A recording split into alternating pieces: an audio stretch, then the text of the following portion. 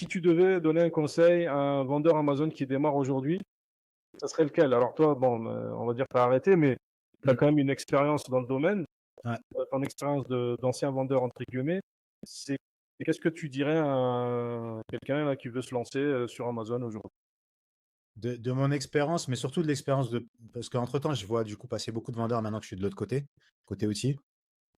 Du coup, on voit des tendances un peu d'erreurs, des trucs qui se répètent souvent, des choses comme ça. C'est pour ça aussi qu'on fait des podcasts avec les réussites et aussi les échecs.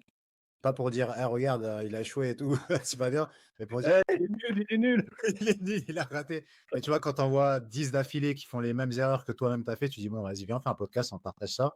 Et au moins, si on peut éviter ça, c'est cool. On apprend tous.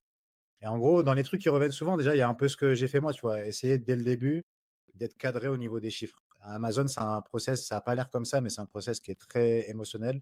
Tu vas créer un produit de zéro, ça va être ton produit, tu vas le designer, tu vas tout ça. Tu vas le voir mieux qu'il est. Des fois, tu vas dire, ouais, mon produit est grave bien parce qu'il y a telle différence.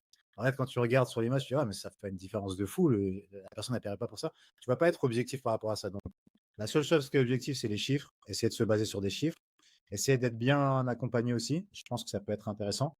À l'époque où j'ai commencé, moi, c'était juste une formation en ligne. Mais tu vois, s'il y avait un accompagnement derrière avec quelqu'un qui a de l'expérience comme toi, par exemple, pour me dire, là, c'est n'importe quoi ce que tu fais, tes chiffres, ça va pas. Au moins, m'aider à prendre du recul là-dessus, je pense que tu gagnes du temps, en fait. Tu gagnes peut-être des années d'erreurs. Donc, être accompagné, regarder ses chiffres. Et ouais, c'est tout, hein. Regarder ses chiffres, être accompagné et pas s'éterniser quand ça marche pas au niveau des chiffres. À un moment, savoir prendre la décision de se dire, même si c'est facile à dire, plus facile à dire qu'à faire, prendre la décision de se dire: «OK, bah, ce produit-là, je l'arrête». C'est pas forcément perdu parce que tu as appris le process, tu as appris plein de trucs et relancer un produit là, au début, ça va te prendre 6 mois en moyenne ou peut-être un peu plus.